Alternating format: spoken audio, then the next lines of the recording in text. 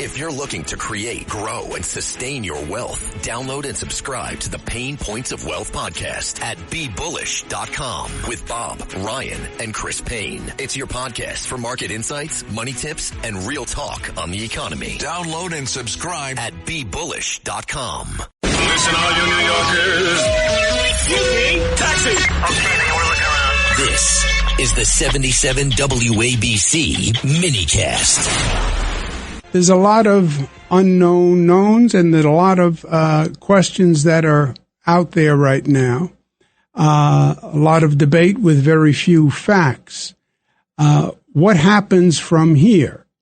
How long will this go on? Is this a matter of days? Is this a matter of weeks?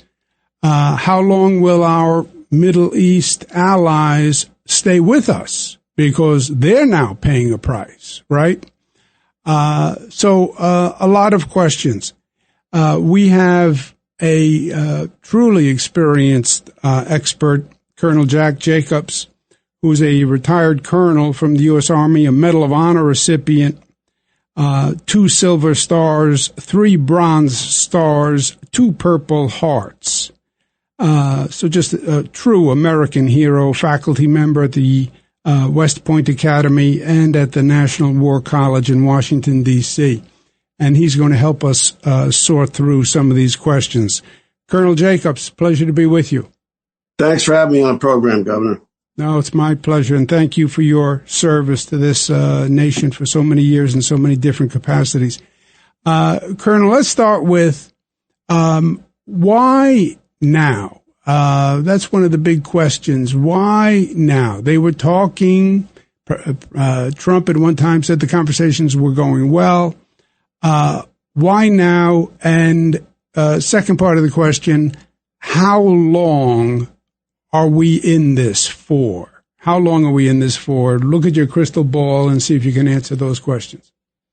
Well, with respect to the first part of the question, why now? There are probably 2 reasons. The first is that it appeared, given what the administration was saying about the conversations that are the negotiations that were taking place, was that there was something of an impasse. I mean, they were suggesting that the Iranians were becoming intransigent about certain parts of the discussion, and they revolved around nuclear fissile material, which the Iranians would like to continue to enrich, but of course we don't want them to enrich it. And the Iranians were making a distinction between its use for peaceful purposes and what we are genuinely concerned about, and that is they're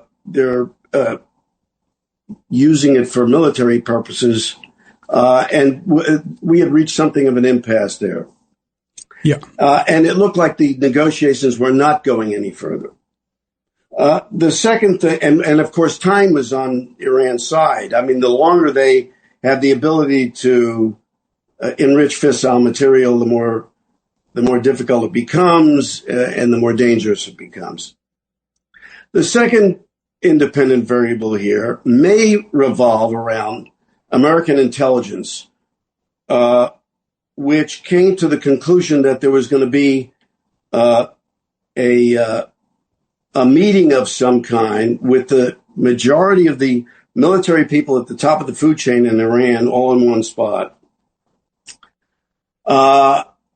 If you take a look at the reported casualties in Iran among people in the government, the large majority of them were military people, army people, generals, and Republican guards.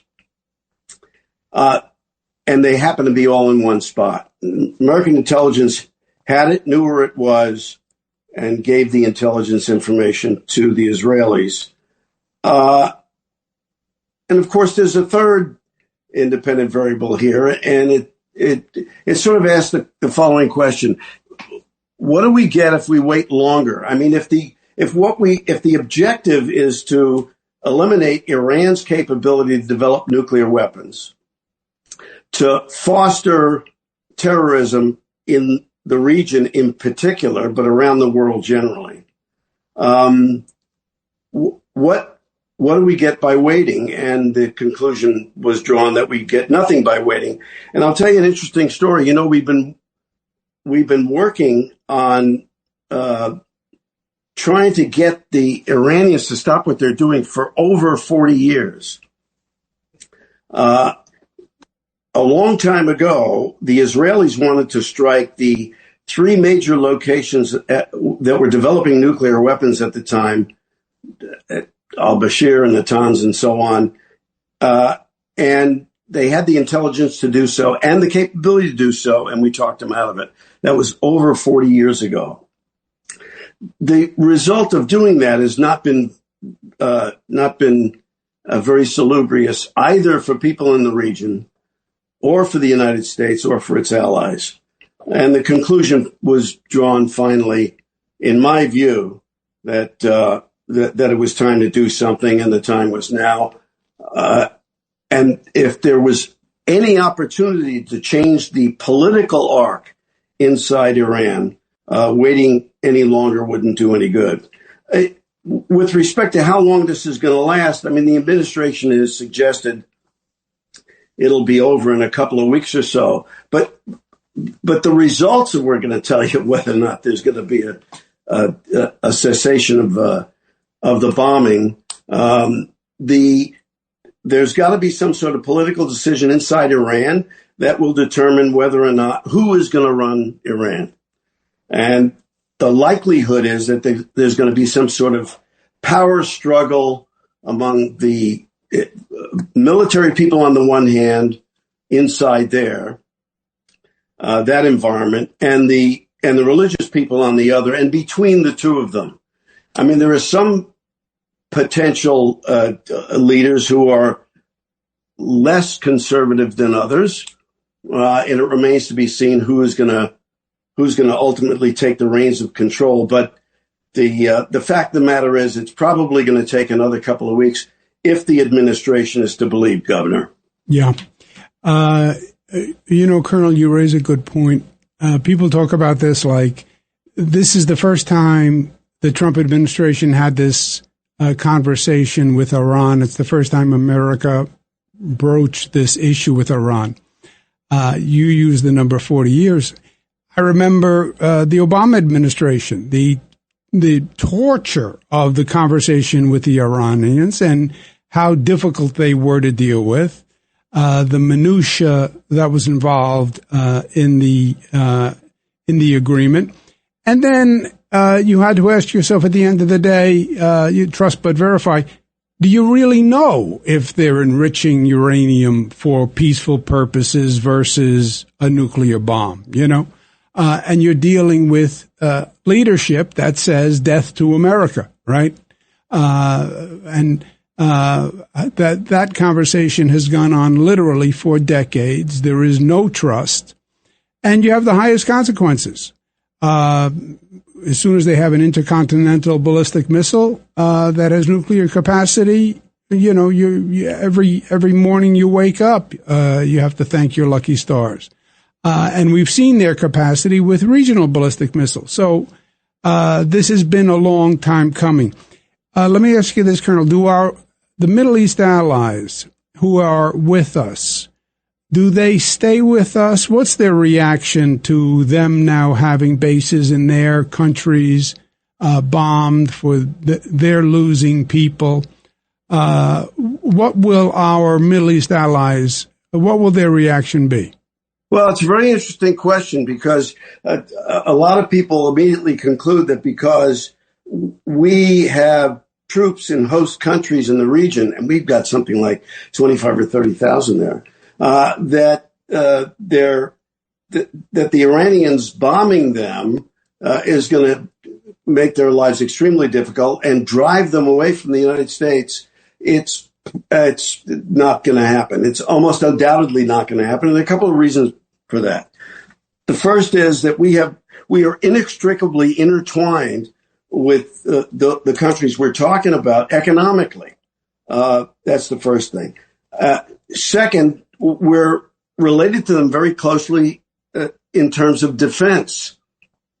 And third, as little as we like Iran and what it's been doing, the other countries in the region are almost, if not more, unhappy with what Iran has been doing.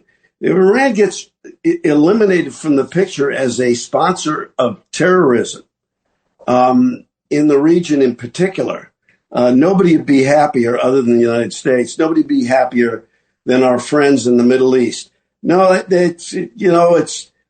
they're realists as much as anything else, and their perception is sometimes this is the cost that has to be paid in order to eliminate a bully in the region. So while they're not really happy about some of the results, their perception is that ultimately over the mid and long term, it's going to be beneficial to everybody in the Middle East, including the Arab countries with whom we're fairly close. So I would be surprised if, other than press releases and so on, that our friends in the Middle East get exercised about being at the wrong end of Iranian missiles, except to be irritated with the Iranians in the first place. So I think all things are going to be okay in that regard, Governor. Yeah, I think you're right, and I think it goes back to the point that patience wears thin. This has been since 1979, right? Yes. Dealing with Khomeini. Parochial concerns. New York, we're concerned about possible terrorist retaliation. We spoke to Secretary Johnson about that. How about the effect on the economy? The oil futures have gone up. Gasoline price may go up. What kind of economic consequences do you see for U.S. short term? Well, so you mentioned the immediate one, and that is that futures are up, but they're not up very much. They're up. I think futures are up about $4 or $5 a barrel since this began. If you take a look at history and what's happened in the past with similar unpleasantness in the region that had an effect on the price of fossil fuels, they were relatively short-lived, and it's probably going to be the case here. Well, shipping has been reduced initially, and now I think there's no shipping going through the Straits of Hormuz, a dangerous point that for a long time was controlled by the Houthis, who attacked shipping going in the region. But if the administration is correct, and this whole business is only going to last several weeks at the most, the likelihood of there being some long-term deleterious economic impact of this, particularly on fossil fuels, is probably going to be limited and short-lived. So I think the concern, I don't know what Dow futures are like now. They're probably down a bit, but they've been coming down for a bunch of reasons not related directly to all of the conflict in the Middle East. There's some profit taking and the market's a little toppy and all around. There are lots of explanations for that. So I think that the conflict in the Middle East, unless it expands dramatically, which it probably won't, or lasts for a long, long period of time, which it probably won't, the economic impact on either the markets or economically in the West is probably going to be delimited, Governor. Yeah, well said, well said. And you're right, the market has been in turmoil, AI. But AI will never replace you, Colonel, and your experience and the wealth of information you bring to the table. Thank you so much for taking the time to be with us. You've cleared up a lot in my mind, and it's good to speak to someone who actually knows the facts and sticks to the facts. Thank you for being with us, Colonel. Thanks for the kind words, Governor, and thanks for having me on the show. My pleasure. Rural Americans deserve access to the best of what our country has to offer, especially health care. Across every state, every community, America's rural hospitals are the first line of defense, protecting our families, neighbors, and loved ones. No matter where you live, hospital care doesn't clock out. They're there 24 hours a day, 7 days a week, 365 days a year. Each year, America's over 5,000 hospitals care for millions of patients, providing 24/7 emergency care, delivering babies, cancer treatments, and other life-saving care that patients rely on. Behind every one of those patients are doctors, nurses, and caregivers working tirelessly to keep people healthy and safe. Hospitals are our community's lifelines. They employ our neighbors and keep our families healthy. But now, some in Congress are threatening access to care. Tell Congress, protect patient care to keep America strong. Don't cut rural health care.